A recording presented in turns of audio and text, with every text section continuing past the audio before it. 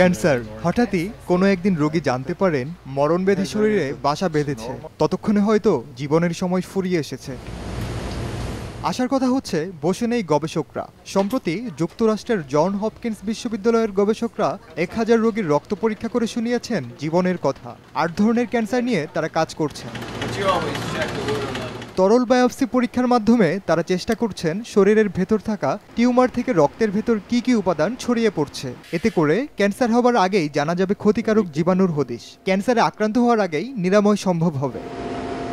বিজ্ঞানীরা পাকস্থলী, অগ্নাশয়, খাদ্যনালী, ফুসফুস ও স্তন ক্যান্সারে আক্রান্ত এমন 1005 জন রোগীর উপর পরীক্ষামূলকভাবে এ পদ্ধতিটি প্রয়োগ করেন। ক্যান্সারে বেড়ে ওঠা 16টি জিনের মধ্যকার পরিবর্তন এবং আক্রান্ত ব্যক্তির রক্তে নির্গত হওয়া 8টি প্রোটিন নিয়ে গবেষকরা এই পদ্ধতিটি প্রয়োগ করেন। গবেষকদের এমন উদ্ভাবনকে বেশ চমকপ্রদ সাফল্য হিসেবে দেখছেন যুক্তরাজ্যের বিজ্ঞানীরা। তবে অনেকে বলছেন এটা পরীক্ষামূলকভাবে গবেষণা করা হয়েছে, তাই এ পদ্ধতির সুফল পেতে এখনো অনেক সময়ের প্রয়োজন।